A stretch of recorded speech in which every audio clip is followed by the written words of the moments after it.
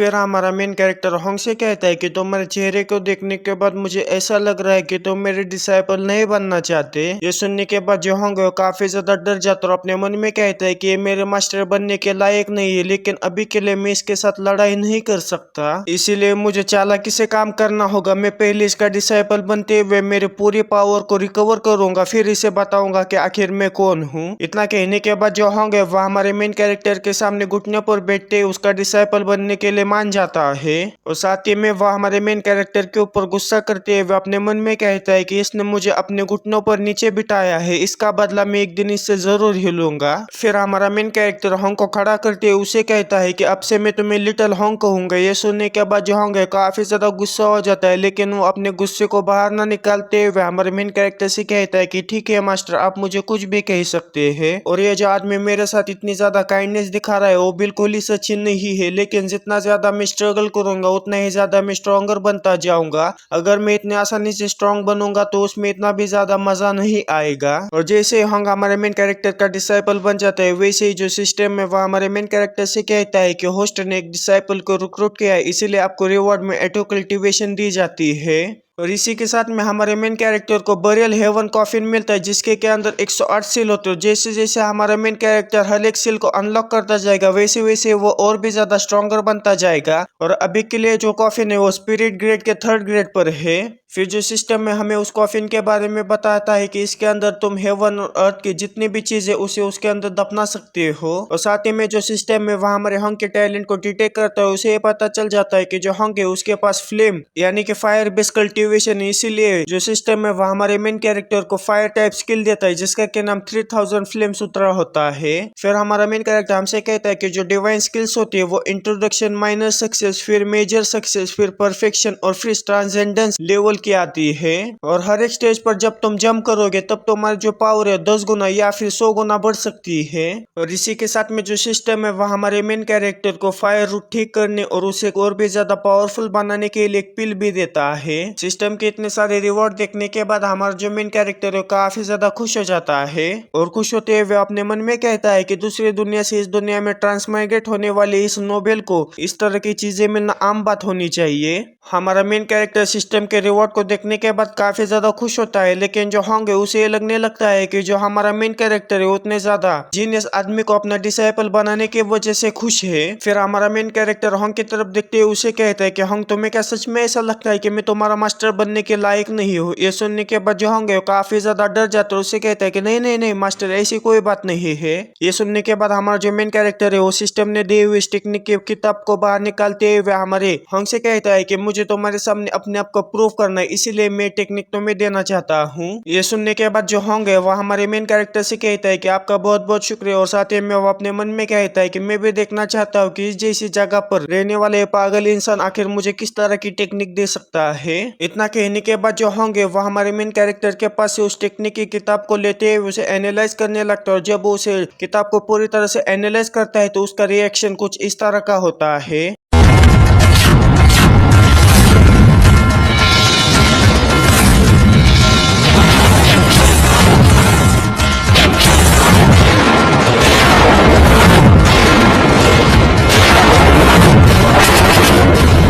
और वो कहता है कि मैं जिस टेक्निक का इस्तेमाल करता था उस टेक्निक की मदद से मैं इमोर्टलिटी के टॉप टायर पर पहुंच चुका था, लेकिन मेरी टेक्निक के साथ इस टेक्निक को कंपेयर किया जाए तो मेरी टेक्निक है उसके सामने कचरा है। इसके अंदर फायर कल्टीवेशन के बारे में सारी की सारी स्किल्स लिखी हुई है। कोई इमोर्टल रैंक की टेक्निक नहीं बल्कि ये 7th रैंक की टेक्निक है। फिर हमें कल्टीवेशन स्किल्स के रैंक के बारे में बताया जाता है। सबसे पहला आता है मोर्टल, फिर आता है स्पिरिट, फिर आता है प्रोफाउंड, फिर आता है अर्थ, फिर आता है हेवन, फिर आता है एक्सल्टेड, फिर आता है इमोर्टल और फिर आता है सेंट। यानी कि हमारे मेन कैरेक्टर ने जो उसे टेक्निक दी है वो सबसे ज्यादा पावरफुल टेक्निक है। फिर जो होंगे वो आगे कहता है कि अगर मैंने इस टेक्निक का इस्तेमाल किया तो मेरी जो पावर है वो आसमान छू जाएगी और मेरी पहली पावर ट्रू इमोर्टल पहुंचना मेरे लिए काफी ज्यादा आसान हो जाएगा। और इसी के साथ में हमारा जो मेन कैरेक्टर पीछे से होंग से कहता है कि तुम्हारे चेहरे को देखने के बाद मुझे ऐसा लग रहा है कि तुम्हें टेक्निक काफी ज्यादा पसंद आई है। ये सुनने के बाद जो होंगे वो हमारे मेन कैरेक्टर से कहता है कि हाँ बिल्कुल मास्टर। और साथ ही ही में वो अपने मन में कहता है कि आखिर इस जैसे कचरे के पास इतनी ज्यादा पावरफुल टेक्निक कैसे आ सकती है। और इसी के साथ में हमारा मेन कैरेक्टर सिस्टम ने दे उस पिल को भी बाहर निकाल लेता है, जिस पिल को देखने के बाद हमारा जो होंगे उसका रिएक्शन पहले ही जैसा होता है।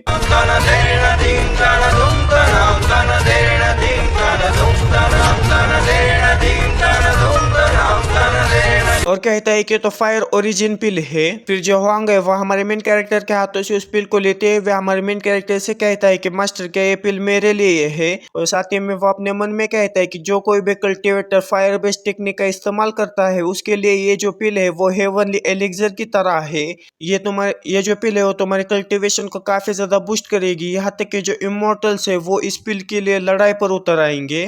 और साथ ही में वह हमारे मेन कैरेक्टर के ऊपर गुस्सा करते हुए अपने मन में कहता है कि आखिर इस जैसे नॉनसेंसुअल वाले कचरे के पास इस तरह की चीजें कैसे हो सकती है। मैं जब अपने प्राइम में था तब मेरे पास भी इस तरह की चीजें नहीं हुआ करती थी।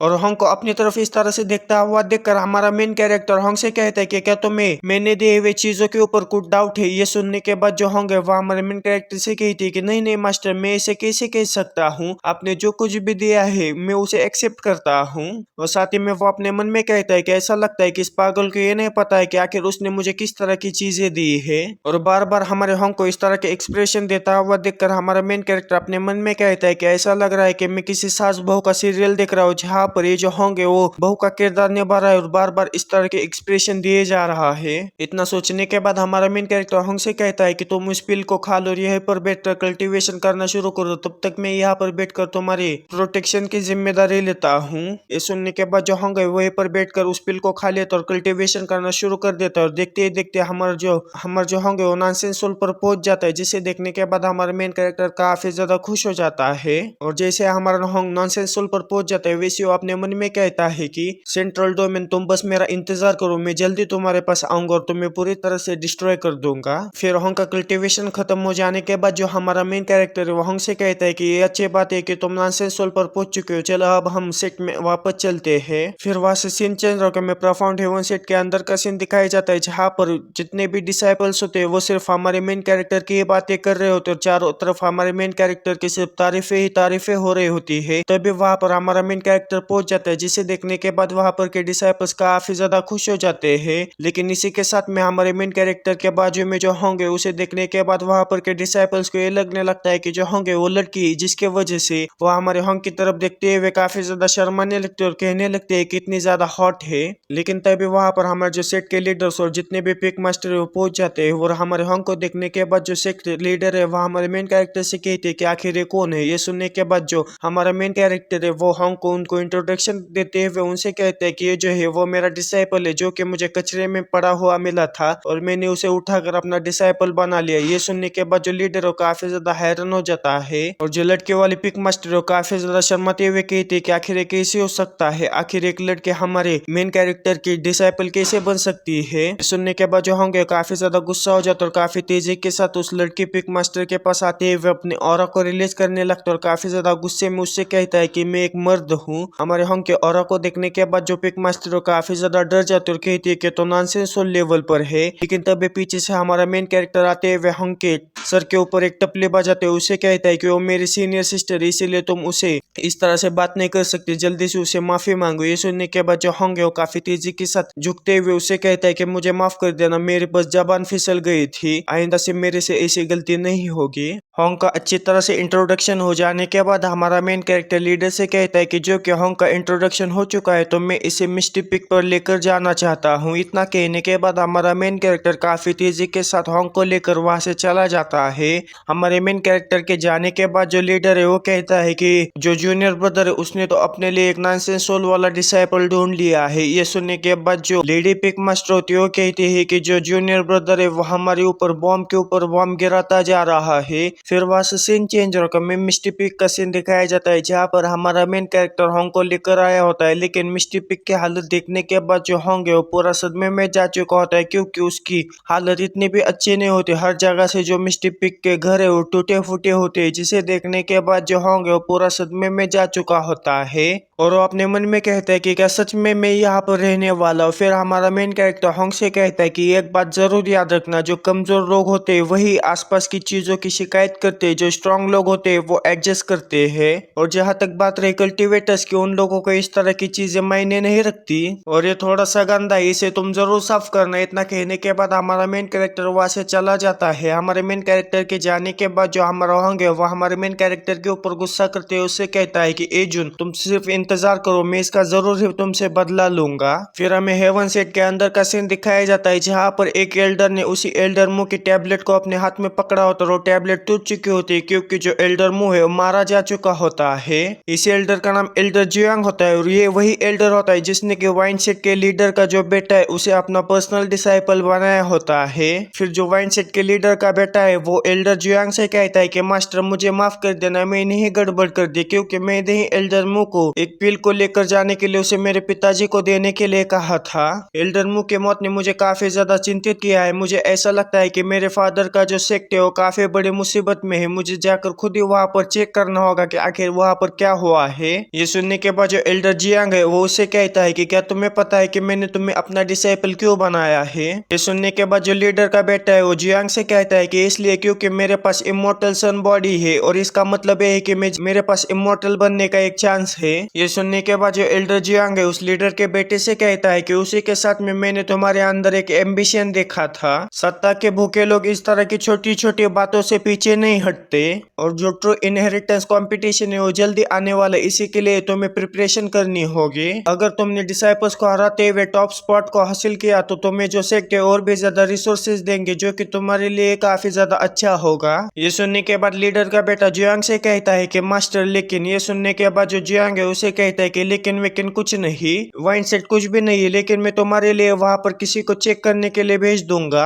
अभी के लिए तुम्हें सिर्फ कंपटीशन को जीतने पर ही फोकस करना होगा। ये सुनने के बाद जो लीडर का बेटा है जियांग से कहता है कि मैं समझ गया, मैं कभी भी मास्टर को निराश नहीं करूंगा। फिर हमें मिस्टी पिग का सीन दिखाया जाता है, जहाँ पर हमारा मेन कैरेक्टर आराम कर रहा होता है और वो होंग से कहता है कि क्या मेरा खाना तैयार हो गया। हमारे मेन कैरेक्टर की बात सुनने के बाद जो होंग है वो हमारे मेन कैरेक्टर के ऊपर काफी ज्यादा गुस्सा होता है, लेकिन वो गुस्से को दबाते हुए हमारे मेन कैरेक्टर से कहता है कि हाँ मास्टर, आपका खाना तैयार हो चुका है, मैं अभी आपके लिए वहां पर लेकर आ रहा हूँ। और साथ में जो होंग है वो अपने मन में कहता है कि डिवाइन ट्रांसफॉर्मेशन स्टेज का एक कल्टिवेटर, लेकिन फिर भी खाने के पीछे इतना ज्यादा पागल क्यों है। फिर हमें हमारे मेन कैरेक्टर को दिखाया जाता है जो कि उस खाने को खाते हुए काफी ज्यादा खुश हो रहा होता है। फिर हमारा मेन कैरेक्टर होंग को कहता है कि क्या तुम्हें खाना चाहते हो। हमारे मेन कैरेक्टर की बात सुनने के बाद जो हमारा होंग है वो साफ साफ हमारे मेन कैरेक्टर को मना करता है, लेकिन हमारा मेन कैरेक्टर उसे फोर्स करते हुए उससे कहता है कि तुम्हें ये खाना चाहिए। आखिर कल्टीवेशन करने का क्या फायदा अगर तुम इंजॉय ना कर पाओ। हमारे मेन कैरेक्टर की बात सुनने के बाद जो होंग है उस खाने को खाने के लिए मान जाते है। इतना कहने के बाद जब होंग उस खाने को खाता है तो काफी ज्यादा हैरान हो जाता है, क्योंकि वो खाना उसके लिए काफी ज्यादा टेस्टी होता है। वो इतना ज्यादा टेस्टी होता है कि यहाँ तक कि उसके आंखों से आंसू भी बहने लगते हैं, जिसे देखने के बाद हमारा मेन कैरेक्टर उससे कहता है कि आखिर तुम रो क्यों रही हो। फिर जो होंग है वो रोते हुए अपने मन में कहता है कि जब मैं छोटा बच्चा हुआ करता था तो मैं हमेशा ही भूखा रहता था, मैं बस छोटा सा मीट का टुकड़ा ही खाना चाहता था, लेकिन जब मैंने पहली बार खाना खाया था उसको मैं डिस्क्राइब नहीं कर सकता, लेकिन जब से मैंने कल्टीवेशन करना शुरू किया था तब से मैंने सिर्फ बैटल्स को जीतने में और अपनी स्ट्रेंथ को और भी ज्यादा बढ़ाने में ही ज्यादा फोकस किया और धीरे धीरे कर जो जिंदगी में छोटी छोटी खुशियां होती है उसे भूलने लगा। और इसने बिल्कुल सही कहा, अगर तुम अपनी जिंदगी में छोटी छोटी चीजों को एंजॉय नहीं करोगे तो स्ट्रांग होने का क्या फायदा। होंग के इतना कहने के साथ जो होंगे वो धीरे धीरे कर वहीं पर ब्रेक थ्रू करना शुरू कर देता है और वो डिवाइन ट्रांसफॉर्मेशन के परफेक्ट स्टेज पर पहुंच जाता है, जिसे देखने के बाद हमारा मेन कैरेक्टर काफी ज्यादा हैरान हो जाता है। कहता है कि इस लड़के के पास तो काफी ज्यादा टैलेंट है, उसने सिर्फ खड़े खड़े ही अपना ब्रेक थ्रू कर लिया।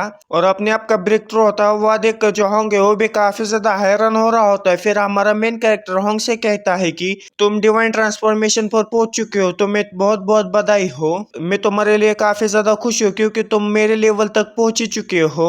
ये सुनने के बाद जो होंगे वह हमारे मेन कैरेक्टर की तरफ देखते हुए अपने मन में कहता है कि मैंने कभी भी नहीं सोचा था कि मैं इतनी जल्दी डिवाइन ट्रांसफॉर्मेशन स्टेज पर पहुंच जाऊंगा। लगता है कि हम दोनों के बीच में जो मास्टर स्टूडेंट का बॉन्ड है वो जल्दी खत्म होने वाला है। होंग ये सब सोच रहा होता है कि तभी हमारा मेन कैरेक्टर होंग से कहता है कि होंग तुम्हारा पेट भर चुका है और साथ ही में तुम्हारा जो कल्टीवेशन है वो भी इम्प्रूव हो चुकी है, तो फिर आओ और मेरे शोल्डर्स को थोड़ा मसाज दो।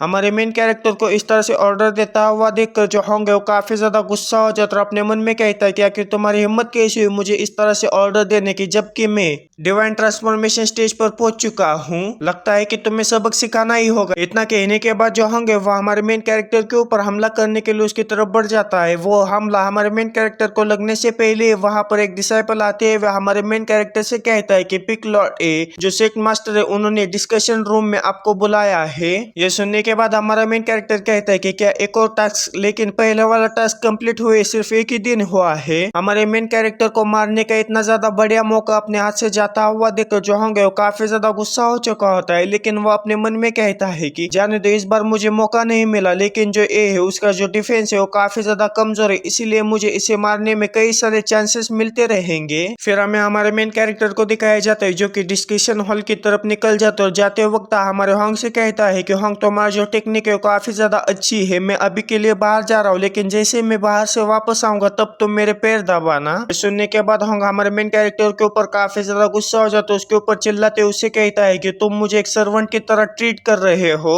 मुझे बिना किसी हेजिटेशन के तुम्हें मार डालना चाहिए था, मैं क्यों रुक गया। फिर हमें डिस्कशन हॉल का सीन दिखाया जाता है जहाँ पर डिसाइपल्स आपस में बातें कर रहे होते हैं। उनमें से एक डिसाइपल कहता है कि क्या जो हेवनली सेक्ट है वहाँ हमारे प्रोफाउंड हेवन सेक्ट के ऊपर हमला करते हुए उसे डिस्ट्रॉय करना चाहता है। वो लोग आपस में इसी तरह के बातें कर रहे होते हैं कि तभी हमारा मेन कैरेक्टर वहाँ पर पहुंच जाता है, जिसे देखने के बाद वहाँ पर के डिसाइपल्स काफी ज्यादा खुश हो जाते हैं। फिर हमारा मेन कैरेक्टर लीडर से कहता है कि आखिर क्या हुआ है, क्या एक और बड़ी मुसीबत का सामना हमें करना है। ये सुनने के बाद जो लीडर है वह हमारे मेन कैरेक्टर से कहता है कि कुछ सालों पहले जो वे किंगडम है उन्होंने प्रोफाउंड हेवन सेक्ट से प्रोटेक्शन के मांग के लिए हमारे पास एक लेटर भेजा था। उस लेटर में उन्होंने अपने किंगडम के अंदर अजीब अजीब हो रही चीजों के बारे में बताया और जो सिविलियंस है वो अचानक से और अजीब तरह से मारे जा रहे उसके बारे में भी बताया, और जो मरे हुए सिविलियंस की डेड बॉडी थी उसके अंदर से किसी ने निचोड़ कर खून निकाल लिया था और उन्हें काफी ज्यादा भयानक तरीके से वहीं पर ही छोड़ दिया था।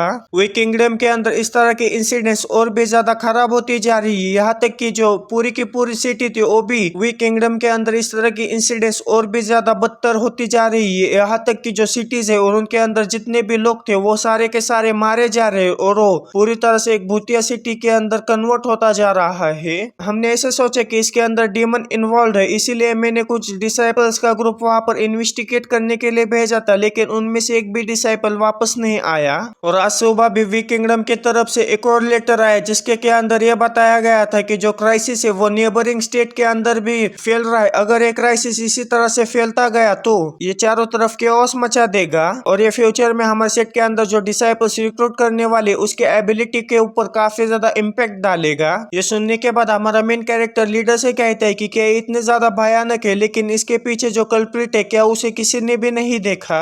ये सुनने के बाद जो लेडी पिक मास्टर होते हैं वह हमारे मेन कैरेक्टर से कहते हैं कि जिन्होंने भी उन लोगों को देखा है वो सारे के सारे लोग मारे जा चुके हैं। फिर हमारा मेन कैरेक्टर आगे कहता है कि जो हमने डिसाइपल्स भेजे थे उनकी तरफ से एक सिंगल वर्ड का भी नोटिस हमारे पास नहीं आया है। क्या इसका ये मतलब है कि जो कोई भी इसके पीछे वो काफी ज्यादा पावरफुल है। हमारे मेन कैरेक्टर कितना कहने के साथ ही जो सिस्टम है वह हमारे मेन कैरेक्टर को एक और क्वेस्ट देता है कि वे किंगडम में जाते हुए आखिर इस क्राइसिस का कारण क्या है उसको अनकवर करते हुए ट्रू कल्प्रिट को पकड़ना है। अगर तुमने इस क्वेस्ट को कंप्लीट किया तो तुम्हें काफी ज्यादा रिवॉर्ड्स मिलेंगे।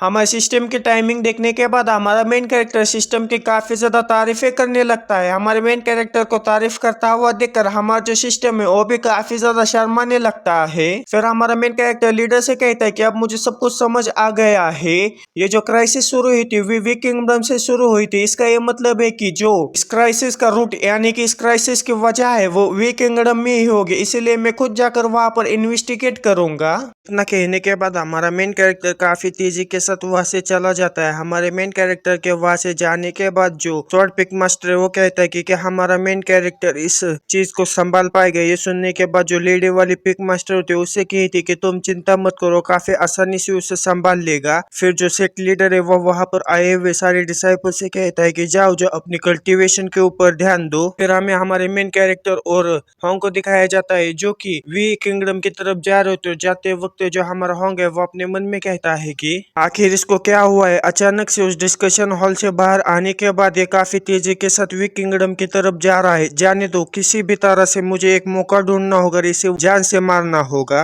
फिर हमें उन दोनों को दिखाया जाता है जो कि विंग किंगडम के पीच ब्लॉसम विलेज में आ चुके होते हैं, जहाँ पर कुछ बैंडिट्स होते हैं वो विलेजर्स के ऊपर हमला कर रहे होते हैं, जिन्हें देखने के बाद जो हमारा होंग है वो अपने मन में कहता है कि जैसी छोटी चीजों के ऊपर हमें ध्यान नहीं देना चाहिए था। फिर हमें उस गाँव के विलेज चीफ को दिखाया जाता है जो कि उस बैंडिट के सामने गिड़गिड़ाते हुए उससे कहता है कि हम गाँव वाले काफी ज्यादा गरीब है, बस हमारे पास गाय भैंस और कुछ बतख है जिससे कि हम पालते हैं, अगर आप उसे लेकर जाना चाहते हैं तो आप जा सकते हैं, बस हम लोगों की जान बख्श दीजिए। ये सुनने के बाद जो बैंडेड होता है वो मुस्कुराते हुए उस विलेज चीफ से कहता है कि मुझे ओ नहीं, बस मुझे तुम लोग चाहिए, सभी के सभी। इतना कहने के बाद जो बैंडेड होता है वो विलेज चीफ के ऊपर हमला करते है, उसे वहीं पर ही जान से मार देता है। उस विलेज चीफ को मार देने के बाद जो बैंडेड होता है वो बाकी के गाँव वालों से कहता है कि अगर तुम मेरे सामने घुटनों पर बैठ जाती हो तो मैं तुम्हें दर्द के बिना मौत दूंगा। इतना कहने के बाद जो बैंडेड होता है वो अपने डिवाइन टेक्निक को एक्टिवेट करने लगता है, जिसे देखने के बाद उस बैंडेड के जो साथी होते हैं वो कहते हैं कि जल्दी से पीछे हट जाओ, जो मास्टर है वो डिवाइन टेक्निक को एक्टिवेट करने वाले हैं।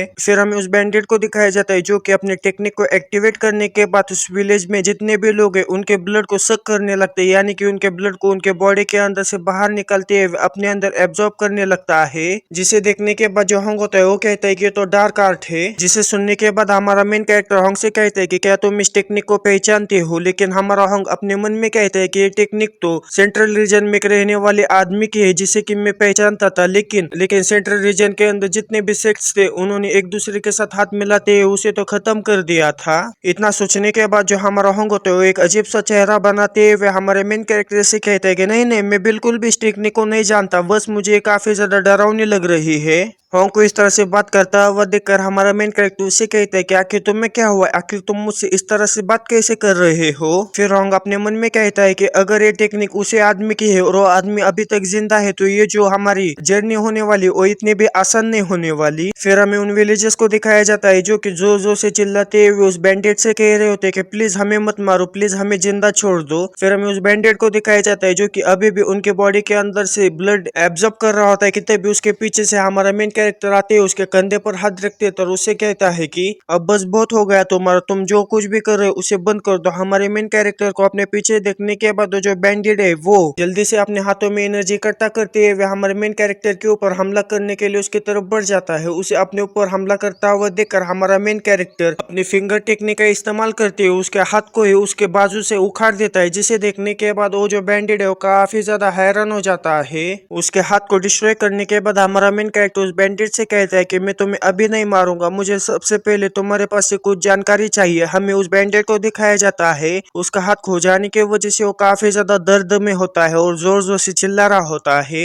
अपने लीडर की इस तरह की हालत देखने के बाद जो बाकी के बैंडिट्स होते हैं वो काफी ज्यादा डर जाते हैं और जो लीडर है उसे भी ये पता चल जाता है कि हमारा जो main character divine transformation stage पर है, जिसका पता लगने के बाद वो पूरी तरह से पसीने में भीग जाता है और काफी ज्यादा डरने लगता है। फिर हमारा मेन कैरेक्टर उस बैंडेड से क्वेश्चंस पूछने लगता है कि बताओ आखिर तुम कहाँ पर से हो। ये सुनने के बाद जो बैंडेड है वह हमारे मेन कैरेक्टर से कहता है कि मैं वी किंगडम के रॉयल पैलेस का एक गार्ड हुआ करता था, लेकिन जो प्रिंस है उन्होंने मुझे मौत की सजा दे दी क्योंकि मैंने ऐसा कुछ देखा है जिसे कि मुझे नहीं देखना चाहिए था और मैं वहां पर मरना नहीं चाहता था, इसीलिए मैं वहां से भाग गया। ये सुनने के बाद हमारा मेन कैरेक्टर उस बैंडेड से कहता है कि मुझे बताओ कि आखिर तुमने क्या देखा जिस वजह से जो प्रिंस है उन्होंने तुम्हें मौत की सजा दे दी, और तुम्हें डार्क आर्ट कहाँ से मिली और तुमने ये कहाँ से सीखी। ये सुनने के बाद जो बैंडेड है वह हमारे मेन कैरेक्टर से कहता है कि मैंने देखा कि जो प्रिंस है वो बार बार पैलेस के पीछे बने हुए रेयर माउंटेन के अंदर बाहर बार बार कर रहे हैं, लेकिन मेरे अंदर इतनी हिम्मत नहीं हुई कि आखिर आगे जाकर प्रिंस क्या कर रहे हैं वो देखने की। और जब मैं प्रिंस से बचकर वहां से भाग रहा था तब मुझे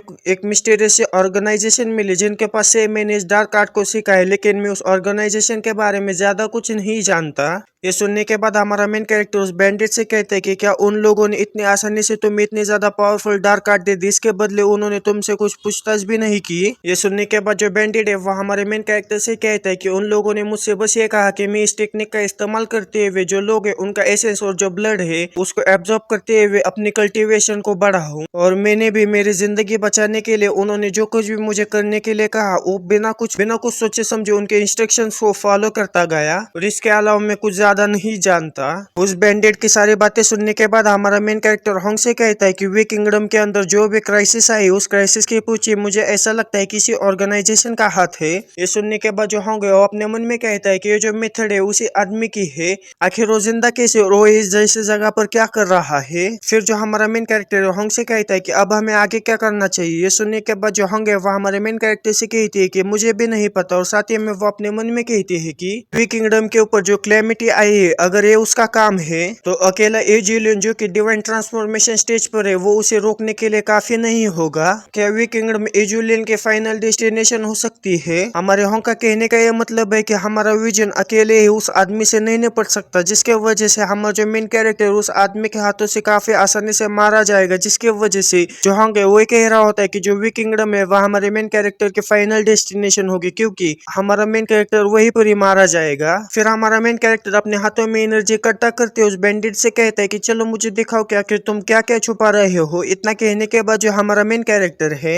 उसके माइंड में जागते ही उसकी सारी यादें देखने लगता है, लेकिन सारी यादें देखने के बावजूद भी उसे ऐसा कुछ नहीं मिलता जो कि उसके काम आए, बल्कि जो उस बैंडिट ने जो कुछ भी हमारे मेन कैरेक्टर से कहा होता है बिल्कुल सच सच कहा होता है। और हमारे मेन कैरेक्टर उस टेक्निक की वजह से जो बैंडिट है वो बेहोश हो चुका होता है या मर चुका होता है यह अभी तक हमें पता नहीं है। वो सारी जानकारी हासिल करने के बाद हमारा जो मेन कैरेक्टर हमसे कहता है कि हमें जल्द से जल्द वी किंगडम के रॉयल पैलेस में जाना होगा। ये सुनने के बाद जो होंग होता है वो अपने फायर का इस्तेमाल करते हुए वहां पर के सारे बैंडिट्स को जलाकर मार देता है, जिसे देखने के बाद हमारा मेन कैरेक्टर काफी ज्यादा हैरान हो जाता है। फिर जो होंग है वो हमारे मेन कैरेक्टर से कहती है कि वैसे ये भी लोग अच्छे नहीं थे, इन बार कर मैंने अच्छा काम किया नहीं। ये सुनने के बाद हमारा मेन कैरेक्टर उसे कहता है कि तुमने काफी ज्यादा अच्छा काम किया, और इसी के साथ में जो विलेजर्स है वो हमारे मेन कैरेक्टर होंग के काफी ज्यादा तारीफें करने लगते हैं और उनकी मदद करने के लिए शुक्रिया अदा भी करने लगते हैं। फिर वहां से सीन चेंज होकर वे किंगडम के पैलेस के अंदर का सीन दिखाया जाता है, जहाँ पर जो किंग है वो काफी ज्यादा चिंता में होता है और कहता है कि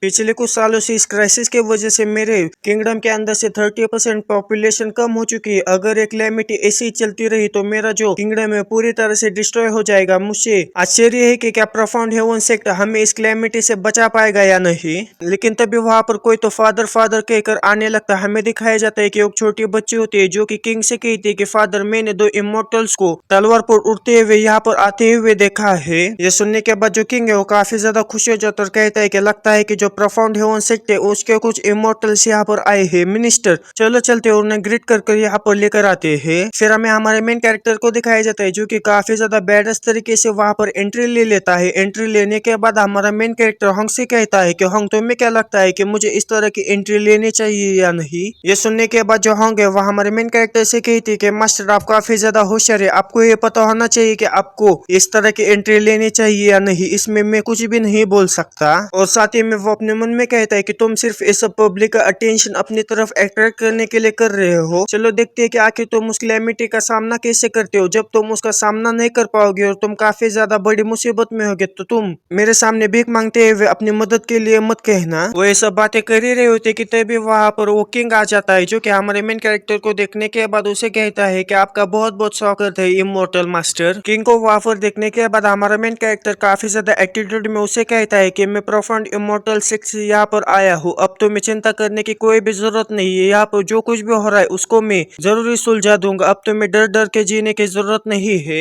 हमारे मेन कैरेक्टर की बात सुनने के बाद जो किंग है वो काफी ज्यादा खुश हो जाता है। फिर हमें हमारे मेन कैरेक्टर को दिखाया जाता है जो कि नीचे उतर आता है। नीचे उतर आने के बाद जो हमारा मेन कैरेक्टर वो किंग से कहता है कि मुझे और मेरे डिसाइपल को थोड़ी देर के लिए आराम करने के लिए एक जगह दे दीजिए। ये सुनने के बाद जो किंग है वह हमारे मेन कैरेक्टर से कहते हैं कि क्यों नहीं, चलिए इस तरफ चलिए। फिर हमें उन दोनों को दिखाया जाता है जो कि अपने कमरे की तरफ जा रहे होते हैं, लेकिन उनको जाते हुए कोई तो छुप कर देख रहा होता है। उन्हें देखने के बाद वो आदमी अपने मन में कहता है कि क्या प्रोफाउंड हेवन से सिर्फ 2 ही लोग यहाँ पर आए हैं और वो उतना ज्यादा माइटी एक्ट करे जैसे कि वो इमोर्टल है, लेकिन तुम बिल्कुल सही समय पर यहाँ पर आए हो क्योंकि मैं अपने मास्टर का ब्रेक थ्रू करने के लिए किसी को ढूंढ रहा था। तुम मिल गए, अब मैं मेरे मास्टर को तुम्हें ऑफर कर दूंगा जिसके वजह से मेरे मास्टर ब्रेक थ्रू करते हुए डिवाइन ट्रांसफॉर्मेशन पर पहुंच जाएंगे। फिर हमें हमारे मेन कैरेक्टर को दिखाया जाता है जो कि आलसीपना दिखाते हुए एक जगह पर लेट जाता है, जैसे कि हम किसी कॉलेज से या फिर काम पर से वापस आ जाने के बाद जैसे लेट जाते हैं, बिल्कुल वैसे हमारा मेन कैरेक्टर भी वहां पर लेटा होता है। उसी तरह से लेटा हुआ देखकर जो हमारा होंग है वो गुस्सा करते हुए अपने मन में कहता है कि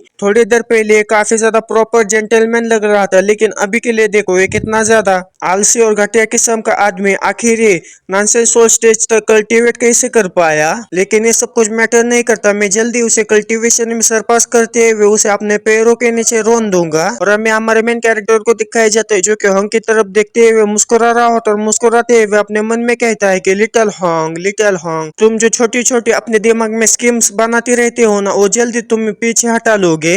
तुम्हारी सबसे बड़ी ये गलती थी कि तुमने अपना मुझे टारगेट बनाया। फिर हमारा मेन कैरेक्टर हंग से कहता है कि हंग, क्या तुम ये जानने के लिए क्यूरियस हो कि आखिर तुम्हारा मास्टर किस तरह से कल्टीवेट करता है? अगर तुम मुझे कल्टीवेट करते हुए देखना चाहते हो तो जल्दी से गर्म पानी लेकर आते हुए मेरे पैरों को मसाज दो, फिर मैं तुम्हें दिखाऊंगा कि आखिर मैं कैसे कल्टीवेट करता हूँ। हमारे मेन कैरेक्टर की ये बात सुनने के बाद जो हंग है वो काफी ज्यादा गुस्सा हो जाता है। हमारे मेन कैरेक्टर से कहता है कि आखिर तुमने अभी अभी क्या कहा, और साथ ही में वो अपने मन में कहता है कि तुम एक छोटे से कल्टीवेटर और तुम मुझे ऑर्डर देने की हिम्मत दिखा रहे हो। मैं जब अपने प्राइम में था तब मैंने कई सारी इमॉर्टल्स को गाइड किया था, और तुम किस खेत की मूली हो? और जहाँ तक बात रही कल्टीवेशन दिखाने की और सिखाने की, तो मैं उसमें तुम्हारा बाप हूँ। और हंग को कुछ ना करता हुआ देखकर हमारा मेन कैरेक्टर हंग से कहता है कि तुम अभी तक वहां पर क्यों खड़ी हो? क्या तुम आगे कल्टीवेट करते हुए अपने आप को इम्प्रूव नहीं करना चाहती? ये सुनने के बाद जो हंग है वो अपने मन में कहता है कि मैं डिमोनिक कल्ट का प्राउड लीडर, और तुम ये एक्सपेक्ट कर रहे हो कि मैं आकर तुम्हारे पैर धोऊंगा?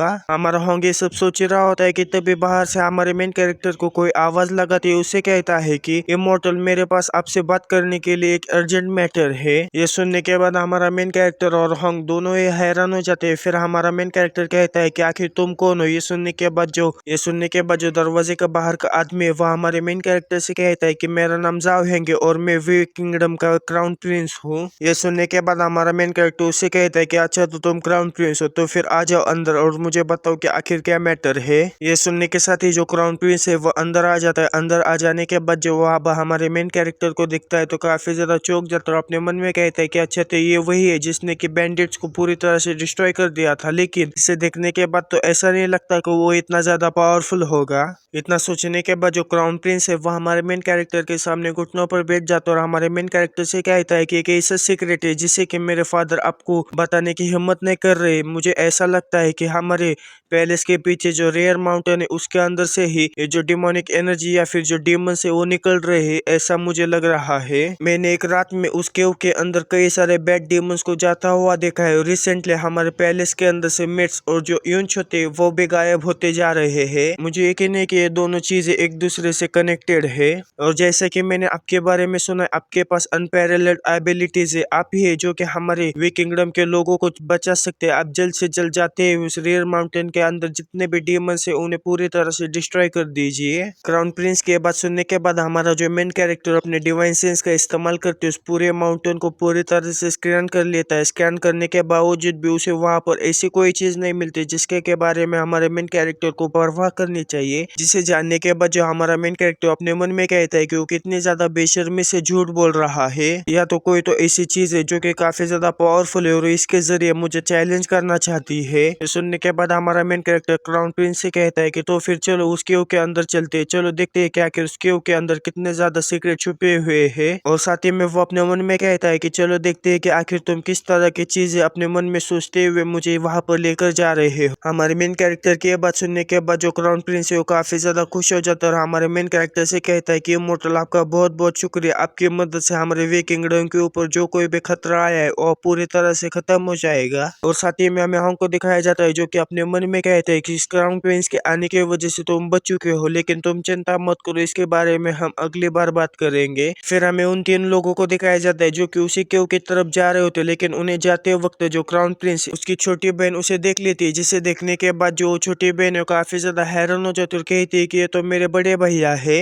और वो आगे कहती है कि मेरा भैया है, उसका जो नेचर है वो काफी ज्यादा गंदा है। मेरे फादर ने कई बार उसे अपना नेचर बदलने के लिए कहा था, लेकिन जो भाई है वो कभी भी नहीं सुधरे। और अब तो प्रोफाउंड हेवन सीट के जो इमोर्टल्स है उनसे चुपचाप से भी मिलने के लिए आए हैं। मुझे जल्द से जल्द इसके बारे में पिताजी को बताना होगा। फिर वहां से सीन चेंज और हमें रेयर माउंटेन का सीन दिखाया जाता है, जहाँ पर वो तीनों पूछ चुके होते हैं। वहां पर पूछने के बाद हमारा जो मेन कैरेक्टर है वो क्राउन प्रिंस से कहता है कि क्राउन प्रिंस, इस प्लेस को देखने के बाद मुझे ऐसा लगता है कि यहाँ पर किसी भी तरह के बैड डीमंस नहीं रहते होंगे। फिर हमें क्राउन प्रिंस को दिखाई जाता है जो कि एक जगह पर रुकते हुए कहता है कि आखिरकार हम पहुंच गए। ये सुनने के बाद हमारा मेन कैरेक्टर क्राउन प्रिंस से कहता है कि अच्छा हुआ हम यहाँ पर पहुंच गए, अब चलो मुझे बताओ कि आखिर तुम मेरे साथ क्या करना चाहते हो और तुमने मुझे फंसाने के लिए किस तरह की चालें सूझी है। ये सुनने के बाद जो क्राउन प्रिंस है वो मुस्कुराते हुए हमारे मेन कैरेक्टर से कहते हैं कि मैंने एक्सपेक्ट किया ही था कि मैं तुम्हें ज्यादा देर तक बेवकूफ नहीं बना पाऊंगा, लेकिन तुम भी कुछ कम बेवकूफ नहीं हो, क्योंकि तुम अपनी मर्जी से ही मेरा पीछा करते हुए यहाँ पर आए हो।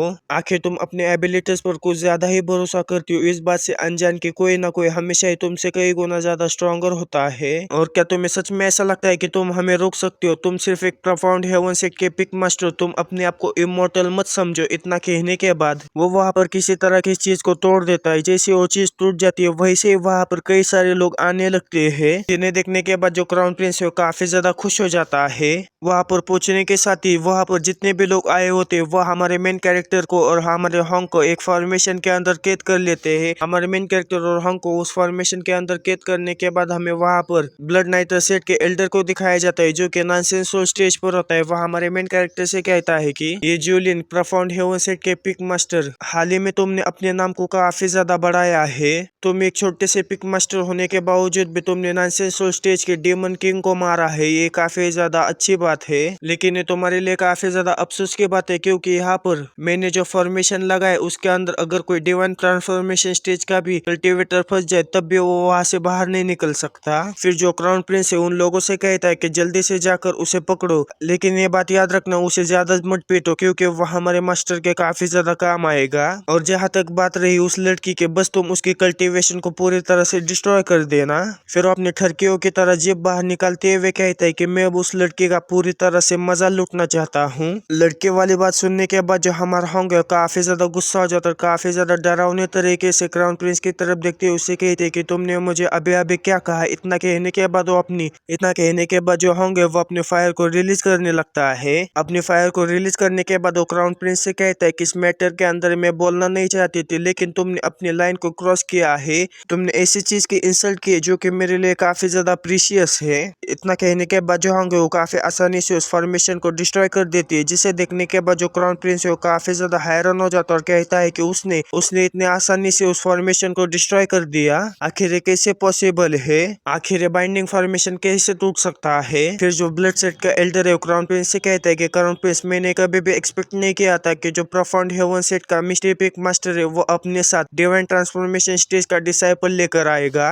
और तो और उसकी जो टेक्निक्स है वो सेलेस्टियल टायर से भी कई गुना ज्यादा पावरफुल होनी चाहिए, इसीलिए वो काफी आसानी से हमारे बाइंडिंग फॉर्मेशन को तोड़ पाया। ये सुनने के बाद जो क्राउन प्रिंस है वो काफी ज्यादा गुस्सा हो जाता है और अपने मन में कहते हैं कि बूढ़े लोग किसी भी काम के नहीं। मैंने ऐसा सोचा थी कि वो हमारे मास्टर के लिए कुछ मेरिट्स का इंतजाम करेंगे, लेकिन ये बूढ़े लोग किसी काम के नहीं है। इतना सोचने के बाद जो क्राउन प्रिंस है वो हमारे होंग से कहता है कि डियर लेडी, चलो बैठकर बात करते हैं। इस कल्टिवेशन के साथ अगर तुम मेरे मास्टर को फॉलो करती हो तो तुम्हारा फ्यूचर काफी ज्यादा अच्छा होगा। और जो क्राउन प्रिंस है वो फिर से हमारे होंग को लड़की समझने की काफी ज्यादा बड़ी गलती कर देता है, जिस वजह से जो होंगे वो हमारे क्राउन प्रिंस के ऊपर गुस्सा करते हैं। उससे कहता है कि आखिर तुम्हारी हिम्मत कैसी हुई मुझे चैलेंज करने की, मैं तुम्हें मरता हुआ देखना चाहता हूँ। इतना कहने के बाद जो होंगे अपने फायर का इस्तेमाल करते हुए उस क्राउन प्रिंस को काफी ज्यादा तड़पाने लगती है, यानी कि उसे धीरे धीरे कर उस आग में जलाकर मारने की कोशिश करने लगती है। फिर जो हमारा मेन कैरेक्टर क्राउन प्रिंस से कहता है कि तुम दूसरों को गुस्सा दिलाने में काफी ज्यादा अच्छे हो। क्राउन प्रिंस को इतना कहने के बाद जो हमारा मेन कैरेक्टर होंग से कहता है कि उसे छोड़ दो, मेरे पास और भी ज्यादा क्वेश्चंस है जिसे कि मैं उसे पूछना चाहता हूँ। हमारे मेन कैरेक्टर की बात सुनने के बाद जो होंग है वो अपने फायर को रिलीज करना बंद कर देते हैं। फिर हमें हमारे मेन कैरेक्टर को दिखाया जाता है जो कि क्राउन प्रिंस के पास जाते हुए उससे कहता है कि आखिर तुम्हारा मास्टर कौन है जो कि डिवाइन ट्रांसफॉर्मेशन स्टेज के कल्टिवेटर को भी अपना डिसाइपल बनाने के लिए मजबूर कर सकता है। ये सुनने के बाद जो क्राउन प्रिंस है वो हमारे मेन कैरेक्टर से कहता है कि मेरे मास्टर फॉर्मर अपर इमोर्टल है जो कि सेंट्रल डोमेन में है, और उनके लिए जो डिवाइन ट्रांसफॉर्मेशन स्टेज के कल्टीवेटर है उनके सामने कुछ भी नहीं है। और अभी के लिए तुम मेरे मास्टर के सामने सबमिट करते हुए उनके नौकर बनने के लिए तैयार हो तो फिर ठीक है, लेकिन अगर तुम ऐसा करने के लिए तैयार नहीं हो तो तुम्हें कोई भी नहीं बचा सकता। मेरे मास्टर जब यहाँ पर आएंगे तो तुम्हें चींटी की तरह मसल देंगे। ये सुनने के बाद हमारा मेन कैरेक्टर हंसते हुए क्राउन प्रिंस से कहता है कि क्या उसके सामने सबमिट करो, ऐसा बिल्कुल भी नहीं हो सकता। मैं भी देखना चाहता हूँ कि आखिर तुम्हारा मास्टर कब तक चुप कर रहता है। मैं गिनती करना शुरू कर दूंगा और हर एक गिनती के साथ मैं तुम्हारे लोगों में से एक आदमी को मारता रहूंगा। इतना कहने के बाद हमारा मेन कैरेक्टर गिनती करना शुरू कर देता है और हर एक गिनती के साथ हमारे क्राउन प्रिंस के साथ जितने भी वहां पर लोग आए होते हैं उन्हें भी मारना शुरू कर देता है, और एक के बाद एक क्राउन प्रिंस के जितने भी साथी होते हैं उन सारे साथियों का हमारा मेन कैरेक्टर मार देता है। उन सारे लोगों को मारने के बाद अब क्राउन प्रिंस की बारी आती है, जिसे देखने के बाद जो क्राउन प्रिंस है वो काफी ज्यादा डर जाता है और हमारा मेन कैरेक्टर क्राउन प्रिंस को कुछ करे उससे पहले जो आसमान है वो पूरी तरह से लाल हो जाता है। और इसी के साथ में जो क्राउन प्रिंस है उसका मास्टर वहां पर काफी ज्यादा धमाकेदार एंट्री ले लेता है। उसी धमाके के साथ हमें वे किंगडम के किंग को और उसकी छोटी बच्ची को दिखाया जाता है जो कि हमारे मेन कैरेक्टर की तरफ आ रहे होते हैं। वो भी इतने बड़े धमाके को देखने के बाद काफी ज्यादा चौंक चुके होते, इसीलिए जो छोटी बच्ची वो किंग से कहती है कि फादर आखिर ये धमाका किसका था। फिर हमें हॉन्ग को दिखाया जाता है जो कि उस ऑरा को महसूस करने के बाद जो हॉन्ग है वो अपने मन में कहता है कि ऑरा जैसा कि मैंने सोचा था ये वही है। फिर हमें क्राउन प्रिंस को दिखाया जाता है जो कि जोर जोर से हंसते हुए हमारे मेन कैरेक्टर से कहते हैं कि मेरे मास्टर यहाँ पर आ चुके हैं, अब इस दुनिया में कोई भी ताकत नहीं है जो कि तुम्हें मरने से बचा पाए। क्राउन प्रिंस के इतना कहने के साथ ही हमें वहां पर क्राउन प्रिंस के मास्टर को दिखाया जाता है जिनका के नाम शी तियानजू होता है और वो ब्लड नीदर सेट के सेक्ट लीडर होते हैं जो कि सेंट्रल रीजन में है। तियानजू को वहां पर देखने के बाद हमारा मेन कैरेक्टर तियानजू से कहता है कि अच्छा तो तुम वही मास्टरमाइंड हो जो कि यहाँ पर ये सब कुछ चीजें कर रहा है। ये सुनने के बाद जो तियानजू है वह हमारे मेन कैरेक्टर से कहता है कि तुम एक मामूली से कल्टिवेटर हो, तुम्हारे पास कुछ ट्रिक्स तो है लेकिन तुम मेरा सामना नहीं कर पाओगे, तुम मेरे सामना करने के लायक नहीं हो। तुम्हारे अलावा तुम्हारे जो साइड में खड़ा है उसके अंदर मुझे काफी ज्यादा इंटरेस्ट है क्योंकि वो मुझे कुछ जाना पहचाना लग रहा है। ये सुनने के बाद जो होंगे उसे कहते हैं कि ब्लड डीमन मैंने कभी भी नहीं सोचा था कि तुम अभी भी जिंदा होगे। होंग को तियानजन को पहचानता हुआ देखकर हमारा मेन कैरेक्टर काफी ज्यादा चौंक जाता और अपने मन में कहता है कि आखिर होंग के बीच में और इस आदमी के बीच में क्या चल रहा है। फिर हमें तियानजू को दिखाया जाता है जो कि हमारे होंग के करीब आते हैं, उससे कहता है कि इस नाम को सुने हुए 200 साल से भी ज्यादा गुजर चुके हैं। जब मैं सेंट्रल रीजन में था और जब मुझे सारे के सारे राइटियस कल्टीवेटर मिलकर मार रहे थे तभी मैंने इस नाम को सुना था और मैंने कभी भी नहीं सोचा था कि तुम अभी तक मुझे याद करोगे। ये सुनने के बाद जो हमारा होंगे उस ब्लड डेमन से कहता है कि हाँ उस समय जो युद्ध हुआ था उस युद्ध में जो कोई भी था उसे मैं कैसे भूल सकता हूँ। और साथ ही में जो होंगे वो अपने मन में कहता है कि जो शी तियानजू है वो इमोर्टल रिलम में सबसे ज्यादा स्ट्रॉन्गेस्ट माना जाता है। इसने ह्यूमन ब्लड को कंज्यूम करते हुए अपने आप को पावरफुल बनाए, यहाँ तक कि उसने अपनी इविल टेक्निक्स को उसके जो काउंटलेस फॉलोअर्स थे उन्हें भी सिखा दिया। उसने काफी ज्यादा बुरी साइकिल बनाई जिसने की पूरे के पूरे कंट्री के ऊपर कहर बरसाया और आखिर में उसके जो फॉलोअर्स थे उसने बख्शा नहीं, उसने उन्हें भी अपनी एनर्जी के तौर पर अपने अंदर एब्जॉर्ब कर लिया। उसके मेथड्स काफी ज्यादा खतरनाक थे, यहाँ तक कि उसकी जो कल्टीवेशन है वो काफी ज्यादा तेजी के साथ बढ़ रही थी। इसीलिए जो मेजर पावर्स थे उन्होंने फोर्स करते हुए काफी सारे फोर्सेस को एक दूसरे के अंदर ज्वाइन किया। यहाँ तक कि मैं डिमोनिक पाथ पर चलने वाले एक मेंबर, मुझे भी उसके अंदर पार्टिसिपेट करने के अलावा कोई दूसरा रास्ता नहीं था। लेकिन किसने सोचा था कि उस वॉर के अंदर जो ब्लड डेमन है वो बच जाएगा और फिर से इज्जे से रिमोट कॉर्नर यानी कि इज्जे से काफी ज्यादा दूर और काफी ज्यादा कमजोर जगह के ऊपर फिर से यहाँ पर आएगा। इतना सोचने के बाद जो होंगे वो ब्लड डेमन से कहता है कि अगर तुम जिंदा हो इसकी खबर सेंट्रल रीजन में पड़ गई तो ये बड़े पैमाने पर हंगामा करने का कारण बनेगा। होंग और ब्लड डेमन आपस में बातें कर रहे होते कि जो क्राउन प्रिंस है उसके अंदर बीच में बात करने की चुल मच जाती, जिस वजह से जो क्राउन प्रिंस है वो ब्लड डेमन से कहता है कि मास्टर इस लड़के ने मुझे मारा है, प्लीज उसे मारते हुए मेरा बदला ले लीजिए। लेकिन जैसा कि होंग ने कहा है जो ब्लड डेमन है वो अपने फॉलोअर्स को भी नहीं बख्शता, जिस वजह से जो ब्लड डेमन है वो क्राउन प्रिंस के ऊपर हमला करते उसे भी अपने अंदर एब्जॉर्ब कर लेता है, जिसे देखने के बाद जो होंगे वो कहता है कि जैसा कि मैंने सोचा था, जो मोस्ट सिनिस्टर ब्लड डेमन है वो अपने डिसाइपल को भी नहीं छोड़ता, वो भी अपनी एनर्जी के तौर पर उसे एब्जॉर्ब कर लेता है। ये सुनने के बाद जो ब्लड डेमन है वो हमारे होंग के करीब आते हैं, उसे कहते हैं कि इसमें क्या बड़ी बात है, अगर एक डिसाइपल चला जाएगा तो मैं एक और डिसाइपल बना लूंगा, लेकिन अगर तुम उसे मारना चाहते हो तो नेचुरली मैं उसे नहीं छोड़ूंगा, मैं भी उसे मार डालूंगा। तुम्हें अभी तक ये पता नहीं चला है क्या आखिर मेरे क्या इंटेंशंस है। और इन दोनों को इस तरह से बातें करता हुआ देखकर हमारा मेन कैरेक्टर पीछे से पॉपकॉर्न खाते हुए इस शो को एंजॉय कर रहा होता है। फिर जो होंगे वो ब्लड डेमन से कहते हैं कि मैंने अपनी आंखों से तुम्हें मरता हुआ देखा था, तो फिर आखिर तुम अभी तक जिंदा कैसे हो। ये सुनने के बाद जो ब्लड डेमन है हंसते हुए हमारे होंग से कहता है कि मैंने काफी समय पहले मैंने ब्लड के एसेंस के एक ड्रॉप को छुपा दिया था, ताकि अगर मेरी मेन बॉडी पूरी तरह से डिस्ट्रॉय भी हो जाए तब भी मैं उस ब्लड के ड्रॉप से फिर से रिजरेक्ट हो पाऊं। और तुम्हें देखने के बाद मुझे ऐसा लगता है कि तुम्हारी जो किस्मत थी वो बिल्कुल मेरे ही जैसी थी। फिर वो काफी ज्यादा डरावने अंदाज में हमारे होंग से कहता है कि अभी के लिए मेरी जो कल्टीवेशन है मुझे अर्जेंटली रिकवर करना है, इसीलिए तुम्हारा जो अर्ली स्टेज डिवाइन ट्रांसफॉर्मेशन है वो मेरे सामने कुछ भी नहीं है, क्यों ना तुम मेरे सामने सरेंडर करो ताकि मैं तुम्हारे ब्लड एसेंस को पूरी तरह से एब्जॉर्ब करते हुए मेरी जो कल्टीवेशन है उसे फिर से रिकवर कर पाऊं। ब्लड डेमन की बात सुनने के बाद जो होंगे वो काफी ज्यादा डर जाता है, पीछे हटते हुए कहता है कि तुम पागल हो।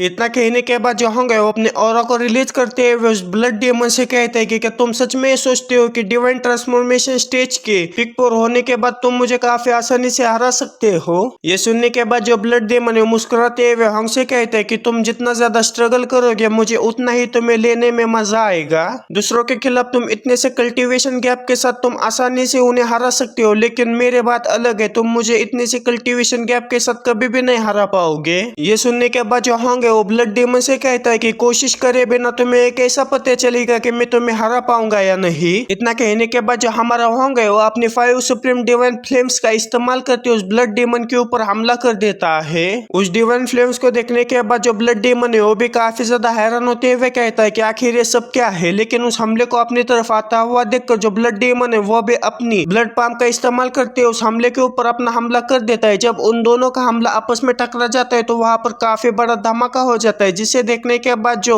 ब्लड डेमन है वो काफी ज्यादा हैरान होते हुए कहता है कि आखिर ये कैसे पॉसिबल है, आखिर उसकी फ्लेम इतना ज्यादा डोमिनेटिंग कैसे हो सकती है, उसने डिवाइन ट्रांसफॉर्मेशन के अर्ली स्टेज पर होने के बावजूद भी मेरे ब्लड पाम्प को इतनी आसानी से कैसे डिस्ट्रॉय कर दिया, आखिर उसने इस तरह की टेक्निक्स कहाँ पर से सीखी। फिर हमें हमारे होंग को दिखाया जाता है जो कि अलग ही किस्म की फ्लेम्स को रिलीज करते हुए उस ब्लड डेमन से कहता है कि जो असली शो है वो तो अभी शुरू हुआ है।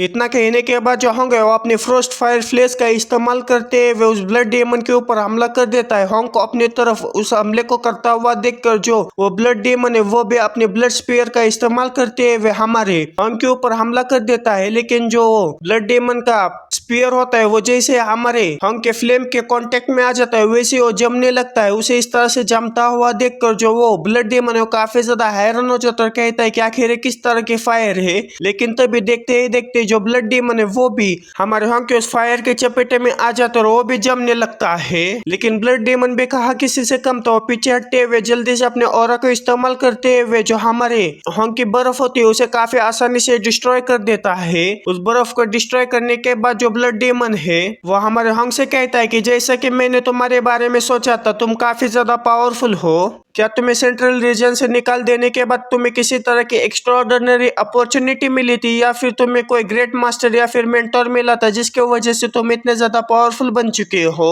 ये सुनने के बाद जो होंगे वो ब्लड डेमन से कहते हैं कि इससे तुम्हारा कोई भी लेना देना नहीं है। इस टेक्निक के मदद से मैं पहले ही सेंट्रल रीजन को फिर से कब्जा करने के रास्ते पर चल चुका हूँ। और साथ ही में वो अपने मन में कहता है कि अनबिलीवेबल है, मेरे 1000 फ्लेम सूत्र की मदद से जो ब्लड डेमन है वो भी सप्रेस होता जा रहा है। मुझे उसे पता नहीं लगने देना चाहिए कि जो मेरी टेक्निक है उसे एक मामूली से डिवाइन ट्रांसफॉर्मेशन कल्टीवेटर जो कि काफी ज्यादा बिछड़ी जगह पर से आता है उसने मुझे दिया है। फिर हमें ब्लड डेमन को दिखाया जाता है जो कि काफी ज्यादा डरावने अंदाज में हमारे होंग से कहता है कि अगर मैं तुम्हें इसी तरह से ग्रो करने दूंगा तो मैं तुम्हें कभी भी कंट्रोल नहीं कर पाऊंगा, बल्कि तुम ही मुझे कंट्रोल करने दोगे।